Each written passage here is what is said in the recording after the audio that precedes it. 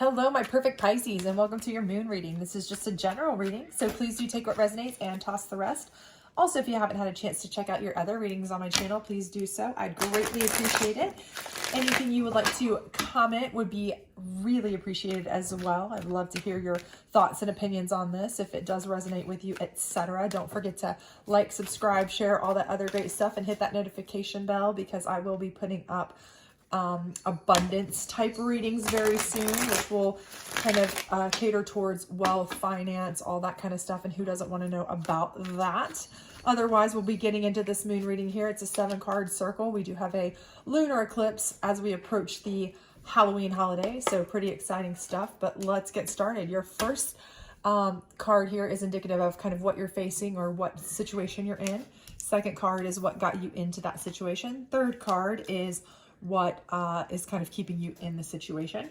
Fourth card is your ultimate outcome should you follow the 5th, 6th, and 7th cards. So we will certainly go through these a little bit more in depth and try to get you some answers if you're having some questions, concerns, things of that nature. Certainly if you have any more questions or concerns, hit me up in the comments. I'd love to hear from you.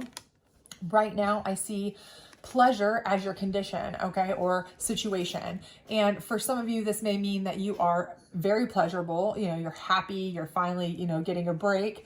But for a lot of you, to be honest with you, unfortunately, my feeling with this is that a lot of you are struggling to really find your pleasure, right? You feel like you're just running on empty. I get this feeling for a lot of you. It's like you can't find time to find your peace, your pleasure, your happiness right now because you're just too busy either catering to others or, you know, you've got too much on your plate. Your work is too hard. There may be conflict and strife. There's just a lot going on for you right now. And I feel like it's like you're struggling to get just any pleasurable, you know, time, moments for yourself. There's just not a lot of time for self-love for you right now. And kind of what's gotten you into this, I feel like, is purity here. And you're like, okay, well, how does purity get me into this? Well, I think for a lot of that is with being pure here, it's kind of like you're doing everything in the proper way, right? You're being pure, you're being moral, you're doing everything the correct way. And a lot of times when you're not cutting corners, you're doing things the right way, you're following a very strict moral code, all of those things make things more difficult, right? The best way is not always the easy way, right? We know that. And when you're doing that, when you're not taking the shortcuts, when you're doing everything the way that you feel is right and you feel is just, when you are being very much taking the moral high ground and being very much true to yourself and the way you like to do things, it takes longer. It is harder. It can cause more work for you. And I do think that makes it, you know, more cumbersome. And for that reason, I think you are really, you know, maybe running into strife with people who want to cut corners, maybe at work, maybe at home, or they want to get out of doing some extra stuff that they shouldn't get out of doing, but you're trying to pressure them into doing the right thing, perhaps. Or, you know, because you're not doing, you know, taking shortcuts or trying to get out of things or, you know, lying to, you know, to pass the buck on certain things that you could, it's taking up so much of your time that, again, you're not having time for you to be pleasurable, right? To do pleasurable things for yourself. And unfortunately, that's caused, you know, you're being very, this is very good, right? This is a very, very good quality, but it's not really allowing a whole lot of peace for you at this particular moment. What's keeping you in it is, in this situation, is patience. And I think that's because, you know, you're trying to be patient. You're trying to be patient with everybody. You're trying to, you know, really try to show tolerance, patience, kindness, restraint, all of these wonderful things that go along with this, doing things the right way, doing things in its best way, not, you know, shortcutting, not lying to get out of, you know, tasks, not cutting corners, all of those things that you're doing. You're trying to be the most patient person, but that patience can really wear on you, right? People's patience wears thin. That's just how it is. And on top of that, it's taking everything that you've got to give and leaving nothing for you, right? There's no time for your self-love. Again, how pleasurable is that for you? It's really not, you know, because you're not getting a lot of help. I just feel like you're just not getting the help you need here. You feel like you're out there kind of doing everything on your own. Everything's falling on you right now. And that is a heavy burden to bear. And I just really feel like you're trying to show your patience as much as you can because you are, that's what you want to do, but it's putting a lot of weight on you. You're like feeling like Atlas carrying the weight of the world, right? What's your ultimate outcome though is peace. Okay. So you're going to get there. There's no doubt in my mind that you are going to get to a place of peace and calm and relaxation where you can have a moment. But how? That's the question, right? So let's find out how. Sure. Okay. You're like, okay, great. Just get me there, right? Well, the first thing is resilience. Okay. You're going to have to just keep plugging at it. You're a resilient person. We know that. We see that. Your patience is proving that. But you may also have to take some, backlash from some people. There may be people who are like, I don't want to have to go the long way around to do this when there's 5 shortcuts we could take. And you're like, no, I'm not doing it. You may get some backlash, whether it's at work, whether it's on projects, whether it's at your home, whatever. You're just going to have to be mentally and emotionally and physically, unfortunately, because of the actual labor you're putting into a lot of stuff right now, resilient. And I think you will. I think you have been, and I think you'll continue to be. Your patience is, it's wearing thin. I can see that. I feel that for you, but I know that you're a very resilient person. I think you'll continue with that. But the more that you are resilient, the more that people see that you are not giving up on that. You're not going to give in. You're not going to just shortcut. You're not going to just quit. The more people are going to get on board. It's kind of like that pay it forward. Once you see somebody constantly saying, no, I'm going to do the right thing. I'm going to do the right thing. I'm going to do the right thing. It becomes contagious. People will start doing that with you. And this will provide you that growth, okay? Not only will you start feeling better about yourself because you know that you are standing firm in your beliefs, you're doing the right thing. So you're creating your own growth environment because you're not in that, negative space. But also, I think other people around you, the more they see how resilient that you are, the more respect they will gain for you.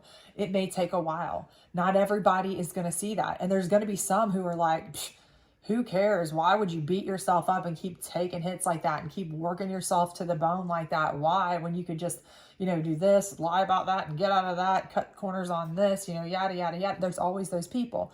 But there are people who will see you and say, wow, they did an amazing job. They didn't do any corner cutting.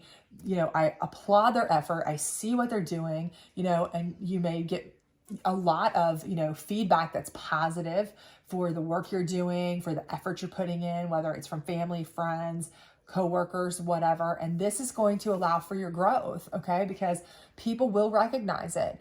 And not only will it cause your growth, but I think that other people will grow from that as well. Because when they see you do that, you will lead by example, okay? And that will be a big deal.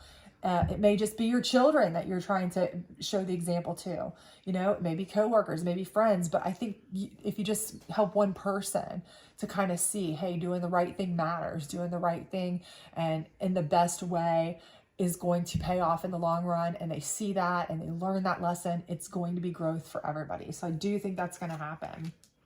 And then, the last card is facing your fears. Okay. That's what this is about. It's about fear and facing it. And I do think that, at some point, there's going to be a point where you do have to cut off some of the people who aren't on board. There are going to be those people who are still going to be, the Debbie Downers, the shortcutters, the kind of people who just want to do what's less than right, less than moral, less than fair, whether it's at work, at school, whatever, at home, the people who want to, treat other people less than they should, they want to at work, take shortcuts around and kind of, screw some people over on certain things. This may be the case and you may have to call them out. You may have to point out their shortcomings. You may have to take a stance. And that may be something you've never wanted to do. You're non-confrontational. You want to protect yourself. Make sure you're doing it in a just way. Make sure you're doing it in a correct way, an appropriate way, and a positive way as much as you can. But you know what? Face those fears because you're never wrong if you're doing what's right. Okay? Remember that. And I think by doing that, that's going to also take some more negative out of it and bring more into the light of the positives, right? Because you will get recognition. It's just like any job where you see, people who've done those shortcuts, people who've done the bad things, they'll get caught eventually, right? Or it'll fall apart eventually on them. And the people who've done the best work, stuck to their, their good quality, workmanship or whatever, they're the ones that are going to get rewarded in the end. Karma always has a way of kind of righting the ship. And I do feel like that's what's going to happen for you. And when it does, that's when your peace will come, because those kinds of people will be eliminated. Those will be the people who, everybody kind of gets sick of. They get sick of dealing with them. They want to deal with the people that, are positive, that are doing the right thing, that are doing well. And once you get your name out there as being that person that is trustworthy, they know they can trust you. They know you don't lie to get out of things. They know you don't try to undercut them. They know you don't try to take shortcuts and cut corners and all this. You will be the one that's the go-to, that you will have a feeling of peace and harmony because you'll be surrounded by people who really and truly respect you and respect what you do. Okay. So I think that is going to be a great thing, but it's going to take you pushing through, a little bit more patience, being a little bit more resilient with some of those people who are kind of like, why do you keep doing this when we could have twice as much done in half the time and make twice the money and do this, those kinds of things. But you are that person that stands on your moral high ground. And I think that's going to pay off in the end for sure. So, kudos to you on that. And I think this is going to be great for you. So, if you resonates with you at all, please do comment. I would love to hear from you. Like, subscribe, share, all that other great stuff. And I hope to hear from you soon. Bye.